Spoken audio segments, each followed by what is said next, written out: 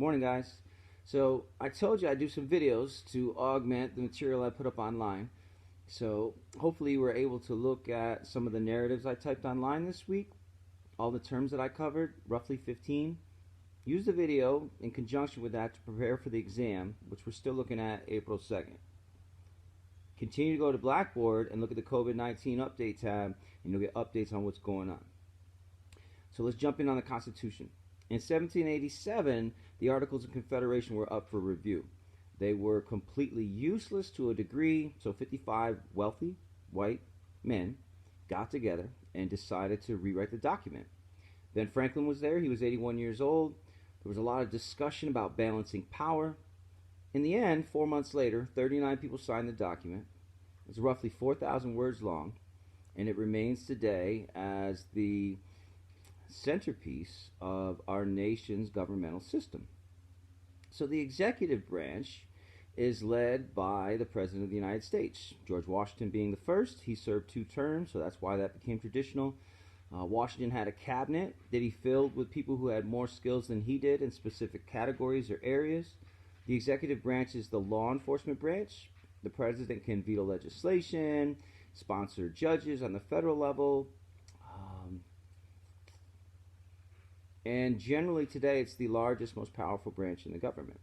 The legislative branch was a compromise between the New Jersey plan and the Virginia plan. New Jersey thought that all states should have equal representation. Virginia thought it should be on population. So in the end they compromised. The New Jersey plan became the Senate, the Virginia plan became the House of Representatives, and that's where we got our bicameral legislation that we have in the United States today. In theory, the legislative branch has the most power. They can set weights and measures, they can levy taxes, they approve judges, they can bring up articles of impeachment, and many other things, if they choose to, of course. The judiciary branch was founded by the Judiciary Act of 1789. John Marshall was Chief Justice for 34 years. He turned that branch into what it is today. It is responsible for judging constitutionality. That's done through a process known as judicial review. The court originally had 6 justices. Ulysses S. Grant made it 9 justices, and today it remains one of the most important components of our government. For presidents who get to name many judges to the court, that's oftentimes far more important long-term than any sort of legislative accomplishments they might have had during their tenure in office. Not everyone liked the Constitution, and so the Federalist Papers were written. There were 85 Federalist Papers. 50 of them were written by Alexander Hamilton, 30 of them were written by James Madison, and 5 by John Jay. John Jay, step your game up. He only wrote 5. They were basically letters to the editor, and what they did was try to sell the American people on the idea of the Constitution. Most people didn't like the idea of giving a central government so much power, which is why the Articles of Confederation were in place as long as they were. The Federalist Papers are going to argue from different lenses. James Madison is a Democratic Republican. Alexander Hamilton's a Federalist. They're not even in the same political realm, but they both support the idea of a centralized government. In the end, these Federalist Papers are going to be very important in convincing members of state legislatures to vote for this. Having said that, some states like Rhode Island don't even really vote. They're like, okay, we'll take it. And other states like New York have people jumping out of windows to avoid quorums to even have to vote for it. Controversial. The Bill of Rights, the rights you're most familiar with, originally were 12 presented by James Madison. They're not in the Constitution because they weren't agreed upon by everyone. The Federalists thought that the government would protect individual rights. Madison's like, So a year later, he sponsored the Bill of Rights, which became the first 10 amendments to the Constitution. Many of those you're quite familiar with today. Hamiltonian economics was Alexander Hamilton's greatest contribution, arguably, to the United States. I just began chapter 8, if you're following in the book. So Hamiltonian economics, created by Alexander Hamilton, was a 5-point plan intended to build the nation's economic infrastructure at our infancy. To simplify it, it was based on a tariff system and selling bonds. Hamilton believed we needed to go into debt in order to finance new debt and then utilize that time to build an American economy. The most controversial part was the National Bank. He modeled it on the Bank of London. Jefferson hated it. Jefferson's party hated it. It remained controversial for years and decades. The whiskey tax, which is one of the provisions, caused a whiskey rebellion. That wasn't popular either. In the end, the model that Hamilton created withstood the test of time and really remains the framework on which we base our economic identity to this day in the United States. Getting back to Hamilton and Jefferson, if you've listened to Hamilton the musical, you've seen, or I'm sorry, you've heard, and if you're wealthy, which many of you are, I'm sure, maybe you've seen the musical. And you'll remember songs that feature sort of a rap battle between Jefferson and Hamilton. The two never really got along. Hamilton was committed to the war and the Republic. Jefferson traveled to France all the time. And then you had this point where Hamilton needed Jefferson's support for his national bank or it would fail. So he goes to Aaron Burr. Aaron Burr's a guy he knew for a long time. Aaron Burr's kind of a shady cat. He jumps parties a lot. His ultimate party is Aaron Burr. And he is able to set up a meeting between Hamilton and Jefferson. And this is where we get the room where it happened. The room where it happened refers to a deal that's done.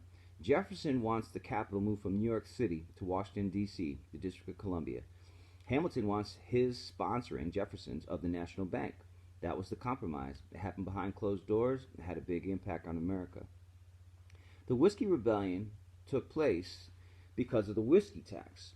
So you have to understand, in the frontiers in like western PA, western New York, out in the Ohio Valley, where Scots-Irish and others lived, it was too difficult to transport corn and grain long distances. There were no roads, waterways were the main transit, and so what folks did was grow corn, turn it into whiskey. Grain makes corn, corn makes whiskey. You probably know the rest if you're a country music fan. So what did they do with all this whiskey? It became a currency. They would actually use it in trade. They would use it as any other currency. It wasn't just a libation. It wasn't just an alcohol. It was a culture by which the frontiers folks lived. The whiskey tax was then an attack on culture, not just an attack on whiskey itself. So in 1794, on the western frontier, you start to see militias drilling, people refusing to pay the tax agents being sort of captured and tarred and feathered. Albert Gallatin is one of the lead speakers for the movement. He eventually becomes Secretary of the Treasury. George Washington's not having any of it. Washington gets together an army of about 13,000, which is a big force in that day. Decides he'll lead it himself and moves into western Pennsylvania. And everybody ran, scattered. I think 2 people were arrested. They were acquitted. A lot of these folks ended up heading southwest into the frontier into Kentucky and Tennessee, which is where the American whiskey industry today is centered and still located. All of this Federalist decision making, and when I talk about Federalists, I'm talking about guys like Alexander Hamilton, George Washington, even though some historians argue that he wasn't. I'm going to say that he was. John Marshall, John Adams, all these people are Federalists. They believe in the power of a strong central government that trumps, pun intended, power of state governments at the time. Because of that, Jefferson and his party start their own sort of caucuses. They call them Democratic Republican societies. And these Democratic Republican societies pop up across the U.S. There are tens of them, and they're discussing anti-Federalist policy. The Federalists hate them. They think they're like petri dishes of discontent, which basically they are. Joseph Gales, John Burke, these are the names of Irish and English writers who come to the United States at the time, are going to use their pen to criticize the Federalist government. And eventually, the Federalists will blame these Democratic Republican societies, which were in effect from 1794 to 1795, for the Whiskey Rebellion. They'll shut them down. But they shut them down too late, because what they accomplished was creating an opposition party. And that opposition party would be led by Thomas Jefferson. There aren't many things for women to do in this era.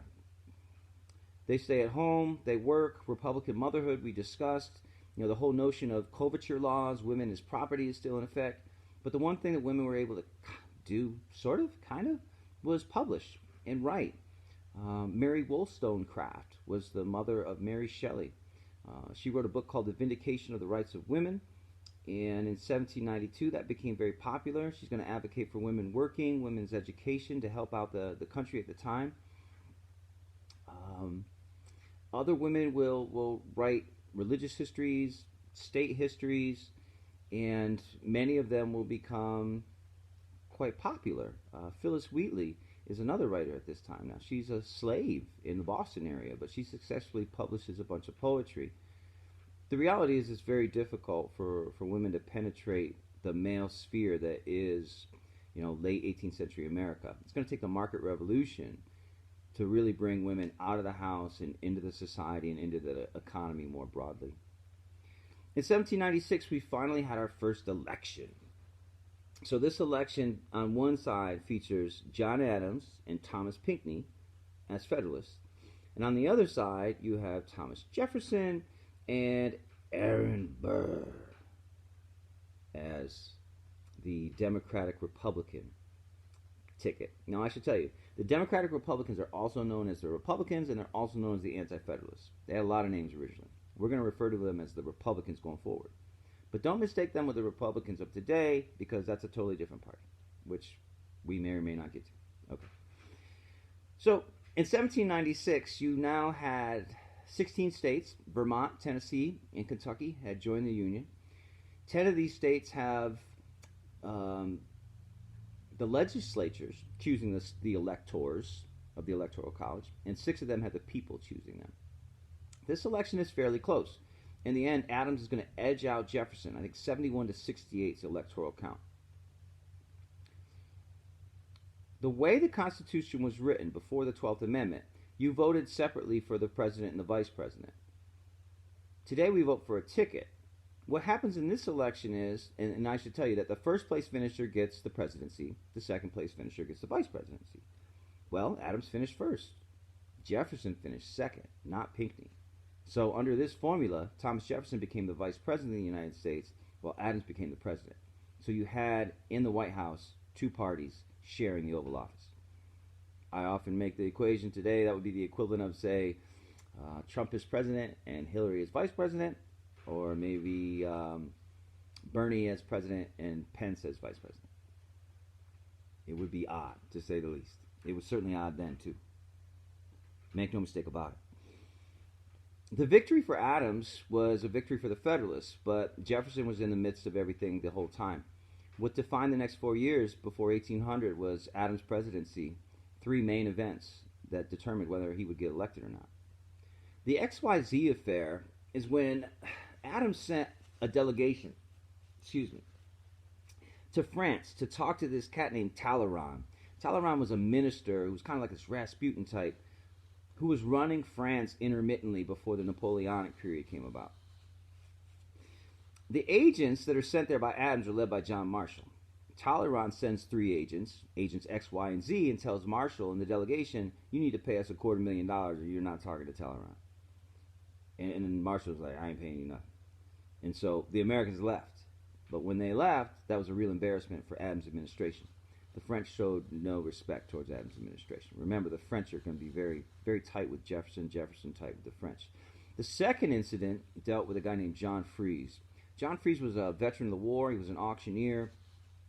He was active in New York and Pennsylvania. And he's going to start sort of a tax revolt in his region. Adams orders him arrested, tortured, and never again did that region of the country vote Federalist. Big move. But the biggest move during his administration was definitely what we call the Alien and Sedition Act. The Alien and Sedition Act was passed in 1798, and it had a deadfall year of 1801. And Adams did that in case he wasn't reelected, it couldn't be used against him. The alien portion said immigrants coming into the country, who at the time were really leaning towards Jefferson and his Republican Party, the naturalization age went from 5 to 14 years. So now you had to wait 14 years to be eligible to vote. He also deported a bunch of people out of the country at the same time.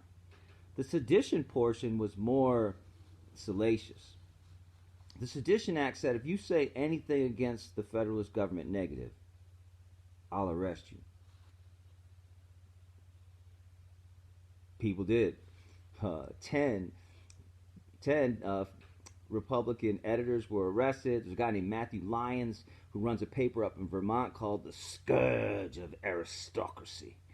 He wrote an article against the Federalist government, and they locked him up and fined him like $1,000. Out of that came the Virginia and Kentucky resolutions. The Virginia and Kentucky resolutions were written by Madison and Jefferson. They're responses to the Alien and Sedition Act. And where you would think that they would look at the First Amendment as being in violation, the First Amendment rights as they're understood today weren't understood that way then. They access the 10th Amendment. The 10th Amendment deals with states' rights, and the idea that how could a federalist government charge an editor in Vermont with a crime? If they have that kind of jurisdiction, what's to keep them from going into states and doing anything they want? Those arguments were powerful. And so by the 1800 election, a lot of folks started to gravitate towards Jefferson and his party. So the 1800 election was a rematch. Let's run it back. It was, again, Pinckney and Adams versus Jefferson and Burr. Only this time, the mistakes of Adams' administration came back around. He's a one-term president. Jefferson's going to win this election. But that's not the craziest thing about this election. We still don't have the 12th Amendment. So first place, second place, right? Well, in this case, you had a tie between Jefferson and Aaron Burr, his vice presidential candidate. Two guys on the same ticket got the same number of votes. I think 73. So now, who's going to be president? They both tied. The decision goes to Congress. Who's in charge in Congress? Alexander Hamilton. Once again, Hamilton's in the middle of everything. Hamilton does not like Jefferson. They've never gotten along. But he detests Aaron Burr. He says that Burr is an embryonic Caesar. Ooh. He's going to award the presidency to Thomas Jefferson, and in the midst of that, create an enemy of Aaron Burr. 4 years later, Burr will challenge him to a duel, and he will kill Alexander Hamilton. And more importantly, he will kill the Federalist Party. The death of Hamilton represents the death of the Federalist Party. He was their brightest light. He was their most dynamic personality. And once his death occurs, it's downhill for that party after that.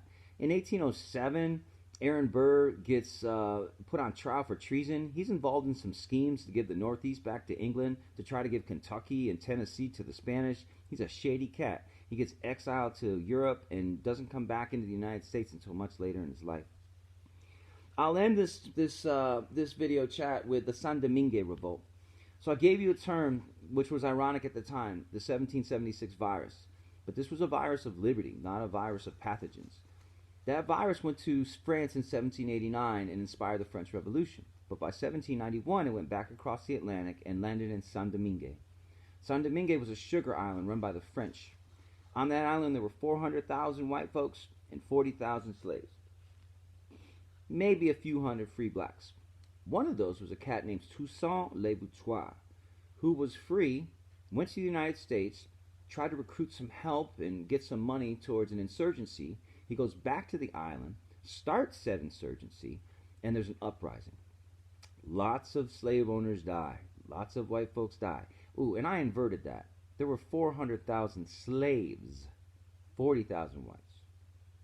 400,000 slaves, 40,000 whites. So flip those numbers, and then that makes a little more sense. A lot of white folks are going to lose their lives. Many of them flee. They wind up in Louisiana, in the New Orleans area. And then for the next 10 years, the slaves on the island are going to fight against the English. They're going to fight against the Spanish. They're going to fight against a French force. When Napoleon comes to power, he sends over 10,000 troops under a General Leclerc to retake the island. They're not successful. Toussaint Louverture is eventually captured, taken to France, and he dies in a prison. But by 1801, the country's received its independence. The nation of Haiti, as we know it today, was born. Jefferson's in power, and he detests the fact that Haiti became a republic, even though he loved the French Revolution. And that's probably because Jefferson owned a lot of slaves and was fearful that those slaves, too, would see the Haitian example and rise up and overthrow the slaveocracy that was the United States at the time. So it's actually going to lead to a rebellion in the United States in 1800 called Prosper's Rebellion. But that's all the time that I have today. So I came in at 19 minutes. Each week I'll do a summary of the terms that I did for that week. And I hope you guys are studying. I hope you're watching the video. I hope you're reading. And you know how to get in touch with me. So do your work. Handle your business. I'll see you soon.